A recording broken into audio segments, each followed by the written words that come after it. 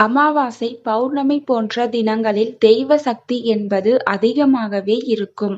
அன்றைய தினத்தில் நாம் செய்யக்கூடிய வழிபாடுகளும் தான தர்மங்களும் நமக்கு அளவில்லா பலனை தரக்கூடியதாகவே திகழ்கிறது. அதிலும் குறிப்பாக அமாவாசை தினங்களில் நாம் செய்யக்கூடிய எந்த ஒரு காரியமாக இருந்தாலும் அது முன்னோர்களின் அருளால் சிறப்பாகவே திகழும் என்று கூறப்படுகிறது. அப்படிப்பட்ட அமாவாசையில் மிகவும் குறிப்பிடத்தக்க அமாவாசையாக திகழக்கூடிய தை அமாவாசை அன்று நம்முடைய ஜென்ம பாவமும் முன்னோர்களின் சாபமும் நீங்குவதற்கு செய்யக்கூடிய ஒரு தானத்தை பற்றிதான் இந்த ஆன்மீகம் குறித்த பதிவில் நாம் பார்க்க போகிறோம். ஒவ்வொரு மாதமும் வரக்கூடிய அமாவாசை என்பது முன்னோர்களை நினைத்து வழிபாடு செய்வதற்கு உகந்த நாளாக திகழ்கிறது. அதோடு மட்டுமல்லாமல் அமாவாசை தினங்களில் பெண் தெய்வ வழிபாட்டை நாம் செய்வதன் மூலம் நமக்கு அளவில்லா பலன் கிடைக்கும் என்றே கூறப்படுகிறது. அந்த வகையில் தை மாதத்தில் வரக்கூடிய அமாவாசை என்பது ஜனவரி மாதம் 29ஆம் தேதி புதன்கிழமையன்று வருகிறது. அன்றைய தினத்தில் நாம் எந்த ஒரு பொருளை தானமாக தந்தால் நம்முடைய ஜென்ம பாவம் தீரும் என்றுதான் இப்பொழுது பார்க்க போகிறோம். பொதுவாக தினந்தோறும் நாம் செய்யக்கூடிய தான தர்மம் என்பது நம்முடைய கர்ம வினைகளை போக்கும்.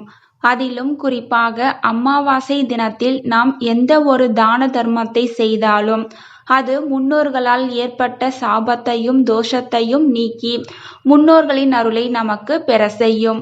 முன்னோர்களின் அருள் நமக்கு இருந்துவிட்டால் நாம் செய்யக்கூடிய எந்த ஒரு காரியமாக இருந்தாலும் அந்த காரியத்தில் வெற்றிகள் உண்டாகும். மேலும் நம்முடைய வம்சம் வாழையடி வாழையாக வளர்ந்து கொண்டே வரும். அதனால்தான் அமாவாசை தினத்தில் பசுமாட்டிற்கு அகத்திக்கீரையும் காகத்திற்கு சாதமும் வைக்கும் வழக்கத்தை நம்முடைய முன்னோர்கள் கொண்டு வந்தார்கள். அதிலும் குறிப்பாக தை அமாவாசை அன்று இவற்றோடு சேர்த்து இன்னும் ஒரு பொருளை நாம் தானமாக தந்தோம் என்றால் நம்முடைய ஜென்ம பாவமே நீங்கும் என்று கூறப்படுகிறது. அதுதான் எள். பொதுவாக எள்ளை இறைத்துதான் முன்னோர்களுக்கு நாம் தர்ப்பணம் செய்வோம். அப்படிப்பட்ட எள்ளை பசுமாட்டிற்கும் காகத்திற்கும் நாம் தானமாக தரும்பொழுது நமக்கு அளவில்லாத நன்மைகள் உண்டாகும். பசுமாட்டிற்கு எள்ளு புண்ணாக்கு வாங்கி கொடுக்க வேண்டும். அதேபோல் காகத்திற்கு எள்ளை பொடி செய்து அதனுடன் ஏதாவது ஒரு இனிப்பை சேர்த்து உருண்டையாக்கி எள்ளுருண்டையாக தானம் தர வேண்டும். இப்படி தருவதன் மூலம் நம்முடைய முன்னோர்களின் சாபமும் தோஷமும் நீங்கி முன்னோர்களின் ஆசீர்வாதம் நமக்கு பரிபூரணமாக கிடைப்பதோடு நம்முடைய ஜென்ம பாவங்களும் நீங்கும் என்று கூறப்படுகிறது. எந்த ஒரு பொருளை நாம் தானமாக தந்தாலும் தராவிட்டாலும் இந்த ஒரு பொருளை பசுமாட்டிற்கு அல்லது காகத்திற்கு அல்லது இரண்டிற்குமே நாம் தானமாக தருவதன் மூலம் அனைத்து விதமான பிரச்சனைகளும் நீங்கி நன்மைகள் உண்டாகும்.